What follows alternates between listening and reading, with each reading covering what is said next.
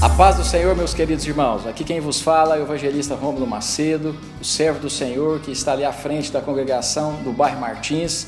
E hoje nós estamos aqui para estudar a lição de número 13, o encerramento do nosso trimestre, com a lição Seja um Mordomo Fiel. Este é o seu programa Escola Bíblica Dominical. Meus irmãos, estamos aqui para poder falar sobre a lição número 13, Seja um Mordomo Fiel. Essa lição tem data de 29 de setembro de 2019 e é a lição de encerramento desse trimestre maravilhoso onde estudamos sobre mordomia. Vale lembrar, irmãos, que estamos estudando aqui tempo, bens e talentos, sendo mordomo fiel e prudente com as coisas que Deus nos tem dado. E lá na primeira lição, quando começamos a estudar nesse trimestre essa revista, o autor trouxe a primeira lição sobre mordomia. E a mordomia, ela diz respeito a todo o serviço, todo o nosso agir, toda a prestação de serviço do crente para Deus na sua obra e também o seu comportamento diante de Deus e diante dos homens. Então a mordomia, quando ele foi introduzida essa lição para nós estudarmos, nós vimos que seria a administração dos bens espirituais e materiais, tanto no aspecto individual quanto coletivo. E quando nós olhamos para essa lição, e hoje é um encerramento, ele no comecinho, na primeira lição, ele falou sobre o que seria essa mordomia, e na sequência, na lição número 2, o autor veio falar sobre a mordomia do corpo, e nós fomos instruídos como que nós devemos utilizar o nosso corpo na obra do Senhor, para a glória de Deus, para a edificação da igreja do Senhor. E ele na sequência, na lição número 3, ele falou sobre a mordomia da alma e do espírito, falamos na lição número 4 da mordomia da família, na lição número 5 da mordomia da igreja local, na lição número 6 sobre a mordomia da adoração, na lição número 7 a mordomia dos dízimos e ofertas, na lição número 8 a mordomia do tempo, como remir o tempo, e na lição número 9 na mordomia do trabalho, a lição número 10, a mordomia das finanças, na lição número 11, das obras, a mordomia das obras de misericórdia, na lição número 12, do cuidado com a terra, e finalmente, na lição número 13, chegamos então, seja um mordomo fiel. Ele estabeleceu cada assunto desse para chegar no final e falar da fidelidade que cabe a mim, cabe a você como mordomos do Senhor aqui na terra. E nesse aspecto, estudando essa mordomia fiel, o autor ele dividiu a lição em 3 tópicos. Com cada tópico desse ele colocou 3 subtópicos. Então no primeiro tópico ele vai falar sobre o que Deus espera dos seus mordomos. E ele dividiu isso em 3 subtópicos: que sejam prudentes, esperem no Senhor, na espera do Senhor. O subtópico 2, que esperem no Senhor com prontidão. E o subtópico número 3, esperem a recompensa do Senhor. Na sequência, o próximo tópico, o tópico 2, ele vai falar sobre as características do mordomo infiel. Ele vai falar a parte negativa desse ministério para depois ele trabalhar a parte positiva. E dentro dessa característica do mordomo infiel, ele diz no subtópico número 1, ele não espera que o Senhor breve venha, ele está acomodado. No subtópico 2, ele espanca outros servos, nós vamos falar daqui a pouquinho mais profundamente sobre isso. E o subtópico 3, age de modo irresponsável. E finalizando a lição, então, ele vai então falar da questão positiva, quais que seriam as qualidades do mordomo que é fiel.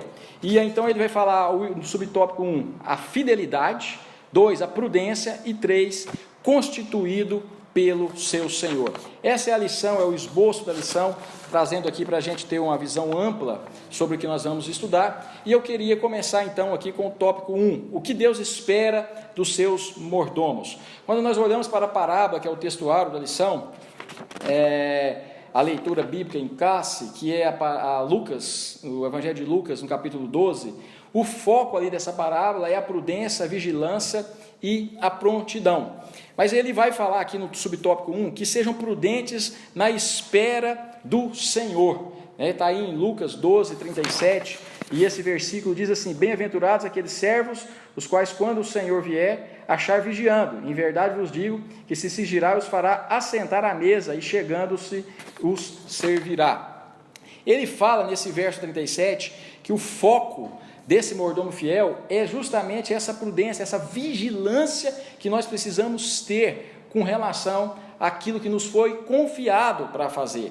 As coisas terrenas, meus irmãos, são temporárias. Nós temos muitas atividades terrenas, são necessárias, precisamos fazer muitas coisas, sustentar nossa família, precisamos trabalhar, precisamos correr atrás, mas nós precisamos nos lembrar que tudo isso é temporário. As coisas terrenas vão passar, mas existe uma eternidade, e Jesus virá, a vinda de Jesus é certa, e isso tem que estar no nosso coração, seja para nós desempenharmos qualquer tarefa aqui da terra, terrena, secular, que precisamos desempenhar. Nós não podemos perder de vista a vinda do nosso Senhor. Então nós devemos, diante disso, estar em constante vigilância, para que quando Ele vier, Ele nos encontre fazendo aquilo que Ele nos ordenou na sua bendita palavra.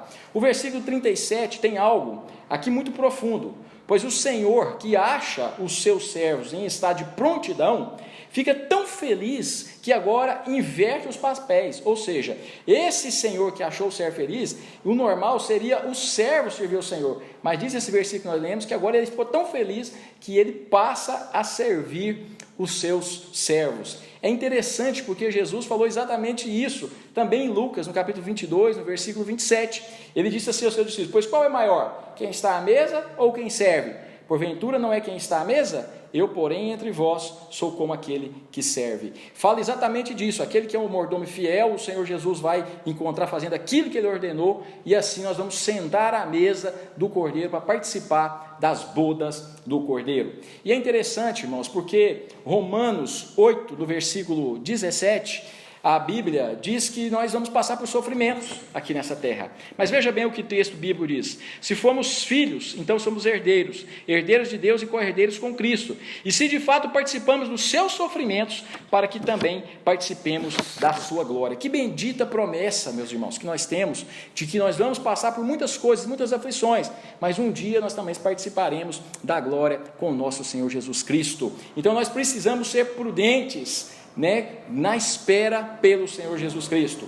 E também o tópico 1, ainda no subtópico 2, vai falar que esses mordomos, eles esperam no Senhor com prontidão. Está lá em Lucas, no capítulo 12, no versículo 38.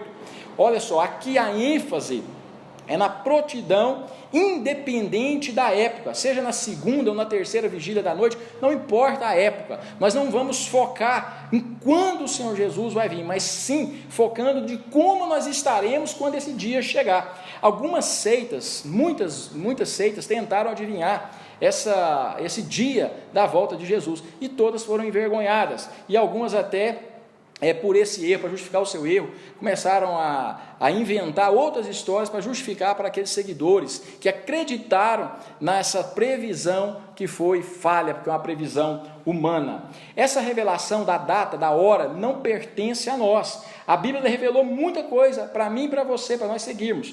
Lá em Deuteronômio, no capítulo 29, no versículo 29, tem um texto que lança luz sobre essa questão de nós queremos encontrar aquilo que Deus não revelou. A Bíblia vai dizer que as coisas encobertas pertencem ao Senhor nosso Deus, porém as reveladas nos pertencem a nós e aos nossos filhos para sempre, para que cumpramos todas as palavras desta lei. Deuteronômio 29, 29. Esse é um texto que nós precisamos estar guardado no nosso coração. Nós não temos que nos preocupar em encontrar resposta por aquilo que Deus não revelou na Escritura. A Escritura é suficiente para a nossa vida, é suficiente. Nós temos tudo aqui dentro dessa Escritura para nos instruir, para nós termos uma vida abundante e sermos mordomos fiéis. Então o que nós precisamos é conhecer a vontade de Deus para nós não errarmos, não é mesmo? Precisamos focar naquilo que nos foi revelado e não sermos imprudentes, guardar o nosso coração e crer com essa bendita esperança que o Senhor vai vir nos buscar e nós vamos estar prontos, não nos preocupando com a época, mas nos preocupar como estaremos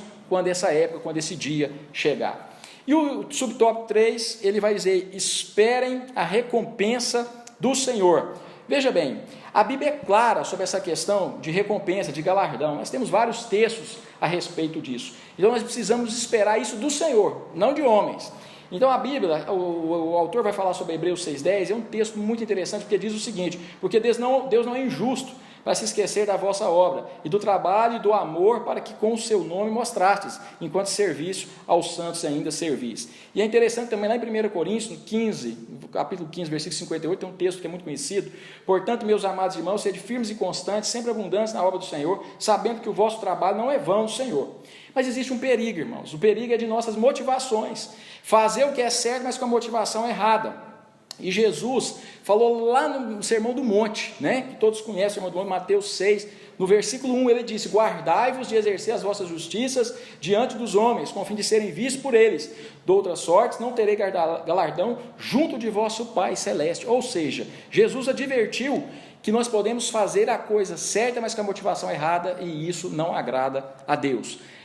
Às vezes, se é aplauso que nós queremos, nós temos o aplauso, então a recompensa é o aplauso. Se é ser visto, nós fomos vistos, a recompensa é ser visto. Quando nós fazemos qualquer coisa, nós precisamos esperar, exercendo essa mordomia, esperar a recompensa do Senhor, fazendo para Deus. E quando nós fazemos para Deus, nós não temos risco de nos decepcionarmos. Quando nós fazemos com as pessoas às vezes não vão nem ver, não vão às vezes fazer um elogio que você queria, mas se você faz para Deus, está tudo anotado, porque o Senhor é justo, Ele é fiel, e Ele sabe exatamente como está o meu e o seu coração para fazer e desempenhar qualquer obra na sua casa, no seu evangelho, no evangelismo, de cumprir o ID do Senhor, de fazer algo na casa do Senhor, não interessa, Ele conhece bem. E tem outro texto que fala, mas vou deixar para a leitura dos irmãos, que está lá em 1 Coríntios, no capítulo 3, do versículo 11 ao 15, vai falar que essas obras que nós desempenhamos aqui vão passar pelo fogo, e aquelas obras que são realmente verdadeiras, com o coração sincero, elas não vão se queimar, mas as que foram feitas com outras motivações, que não para louvar a nosso Deus, não para a honra e glória de Deus e para a edificação da sua igreja, elas vão se queimar. Então depois você lê 1 Coríntios e você vai ver exatamente isso lá. O tópico 2 já vai falar das características do mordomo infiel na nossa lição. Então a primeira coisa que ele vai falar aqui no subtópico 1, ele não espera que o Senhor em breve venha. Olha só, talvez a demora, né? Muitos estão falando assim que Jesus vai vir, vai voltar, vai buscar a sua igreja, está demorando. Então essa demora pode trazer um falso senso de independência. Já que ele não veio, eu vou fazer do meu jeito. Já que está demorando muito, eu vou fazer do jeito que eu penso e não do jeito que a Bíblia me ensina para exercer essa mordomia. E isso é um perigo, porque aí Jesus está falando para servo. Jesus não está falando para o ímpio. Jesus está falando para servo, mas é crente que é infiel. Então existe um termo hoje que é cunhado nas academias, eu não sei se os irmãos conhecem, mas é um ateísmo cristão. Mas como? Evangelista Romo, ateísmo cristão? Ateísmo é que não crê em Deus, não, mas ateísmo cristão é um termo que foi cunhado, que foi trabalhado dentro das academias para explicar uma nova geração de crentes que estão despontando hoje no cenário evangélico brasileiro. O que seria eles? Eles estão dentro da igreja, participam da Santa Ceia, participam de tudo, né? Eles professam a fé deles com a boca, mas aí o que acontece? Com as obras negam o Senhor. Eles estão dentro da igreja, fazem parte do corpo de Cristo, mas vivem como se Deus não existisse. Isso é um termo que está na academia, não está dentro da Bíblia, mas é um termo para definir aquele que se diz crente, mas é um crente nominal, é um cristão nominal. E lá em Tito vai falar um pouquinho a respeito disso, vai falar que ele louva a Deus com os lábios, louva com a boca, mas que pelas obras o negam. Então nós temos que tomar um cuidado muito grande com cair nessa situação de achar que Jesus está demorando, achar que a volta de Jesus está demorando demais, e nós caímos nessa apostasia e temos uma independência em fazer do jeito que nós queremos. No segundo do subtópico aí do item 2 da lição, ele fala que esse mordomo infiel, ele espanca os outros servos. Irmão, como isso é relevante? O autor trouxe algo aqui, que ele fala que o tratamento com brutalidade que existe dentro das igrejas, muitos abandonam a igreja por conta disso, da forma que são tratados lá dentro. Irmãos, como isso é atual? Irmão, como que está difícil, porque as pessoas às vezes não têm paciência, falam de qualquer maneira, né, com os outros irmãos, e isso traz uma ferida. Como eu tenho tratado essas pessoas dessa maneira, que foram feridas por alguém dentro da própria igreja. Então o que acontece, irmãos? Lá em Tessalonicenses, né, no 1 Tessalonicenses 5,14, existem 4 tipos de pessoas na igreja. Eu queria ler esse texto com vocês. Olha só, diz o seguinte: exortamos-vos também, irmãos, aqui admoesteis os submissos, consoleis os desanimados, ampareis os fracos e sejam longânimos para com todos. Ou seja, esses Tem 4 tipos, tem os insubmissos, tem os desanimados, tem os fracos e tem os demais, os todos. Mas a Bíblia fala como que nós temos que tratar cada um deles. E não fala para ser grosso, para ser violento, para ser mal educado. Não existe isso aqui dentro. Depois você vai meditar. Esses 4 tipos de pessoas têm um tratamento específico determinado pela palavra de Deus. E até a exortação, a Bíblia diz que tem que ser com amor e com mansidão. Então nós precisamos pensar nisso. Lá em 1 Pedro, no capítulo 5, no versículo 2, existe um texto também que fala o seguinte: pastoreai o rebanho de Deus que há entre vós, não por constrangimento, mas espontaneamente, como Deus quer. Olha só, ele diz que nem por torpe ou sorte da ganância, mas de boa vontade. Pastoreai, mas todas aquelas pessoas que estão envolvidas no pastoreio, como os líderes também, eles precisam desempenhar essa função com essa maestria e com amor no coração.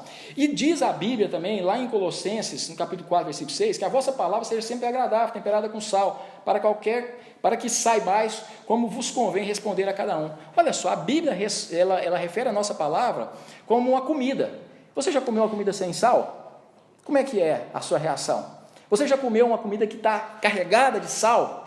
E aí, como que é a sua reação? As nossas palavras é comparada a isso. E aí, as nossas palavras, como que elas têm saído da nossa boca? Sem sal, ou com excesso de sal, ou como a Bíblia diz, temperada com sal? É uma reflexão para nós fazermos. Aí o subtópico 3, age de modo irresponsável. Irmão, nessa parábola do servo fiel se entrega aos prazeres da vida, ele vai espancar os seus servos, ele se entrega aos seus caprichos, ele bebe, ele se embriaga, e a Bíblia vai dizer que quanto mais nós alimentamos a nossa carne, nós vamos colher corrupção. Então é isso que acontece aqui, nós temos que vigiar, porque se nós alimentarmos o nosso espírito, nós não vamos agir de modo irresponsável. Quantas pessoas estão agindo assim por achar que a volta de Jesus está demorando, não é mesmo? Em Lucas 18:8, o Senhor Jesus, falando, vai falar assim: acaso, quando porém vier o Filho do Homem, achará porventura fé na terra? Então nós precisamos vigiar para não sermos imprudentes. O último subtópico aí, que é o item 3, as qualidades do mordomo fiel. Ele vai falar da fidelidade. É uma marca, característica do mordomo fiel. Fidelidade, lealdade, firmeza, constância. Podemos até errar, irmãos. Nós podemos errar, mas devemos aviar todos os nossos esforços para permanecer fiel, e fiel a Deus, e fiel aos princípios absolutos da palavra de Deus, a Deus, a sua palavra, ao ministério que foi colocado em sua mão. Tudo isso que são os valores absolutos, nós precisamos ser fiéis a ele. Agora, aos homens, nós somos não fiel a, mas somos fiel para. É simples você pensar que é a questão do prumo com a parede. Se o prumo for fiel à parede, a parede entorta, o prumo vai entortar junto. Mas se o prumo for um fiel para a parede, a hora que a parede começa a entortar, o prumo vai falar para ele: você está indo para o lado errado, volta. É isso que nós precisamos ser. Fiel a os princípios absolutos e fiel para as pessoas à nossa volta. Então nós precisamos lembrar disso. Eu quero te falar rapidamente sobre um texto na Bíblia, em Gênesis 15, quando Deus chama Abraão e vai fazer a aliança abraâmica que nós falamos, e Deus manda eles matar os animais, separar pela metade. Ali, não sei se você sabe, mas se você não, esse é o momento que nós aprendemos juntos. Ali era um contrato, era um costume ali da época, que quando ia selar um contrato, não tinha um reconhecimento de firma, não tinha um cartório, mas os contratantes passavam entre as metades dos animais para selar. Ou que você que estava daí, agora eu passei para aí, o que era seu é meu, e você passou para cá, o que era meu é seu. Mais ou menos assim era selar um pacto, tinha esse costume. E quando acontece, a Bíblia vai dizer que Abraão pega no sono e ele dorme. Quando Deus passa sozinho. Deus passa sozinho num fogaréu ali que passa no meio desses corpos, desses animais, selando a aliança. Ou seja, quem foi fiel ali foi somente Deus. Abraão, que é o pai da nossa fé, não foi fiel a Deus ali no pacto da aliança abraâmica.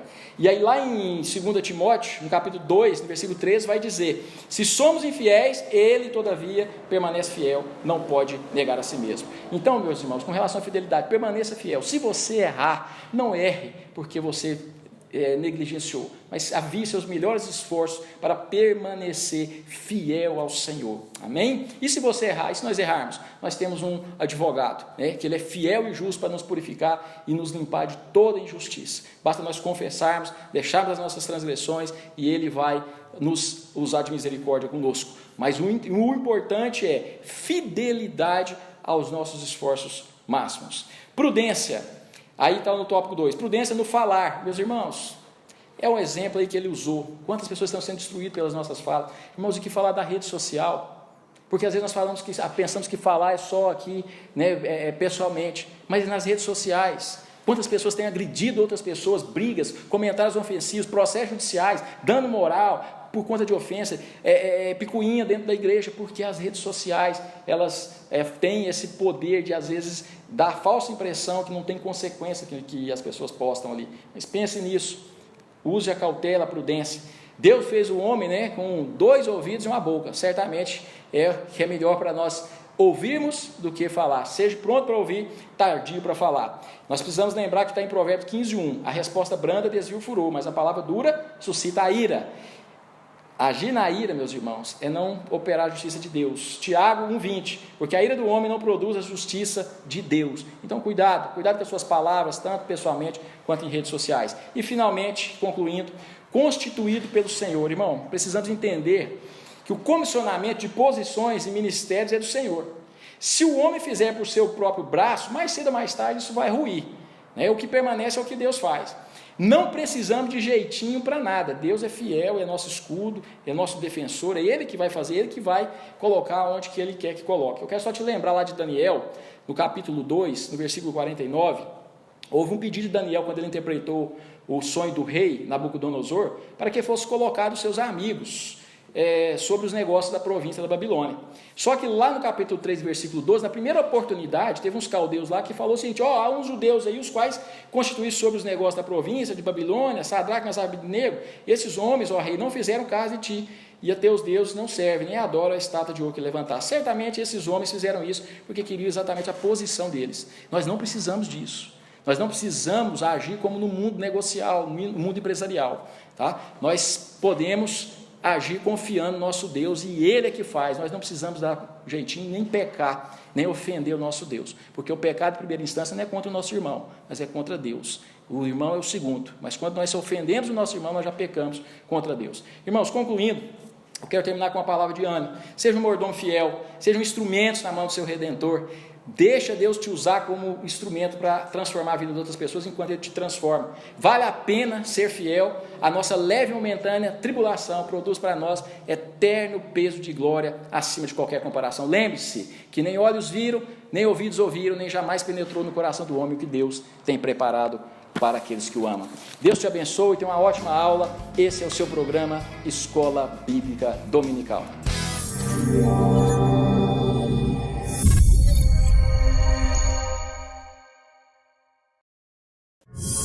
Yeah.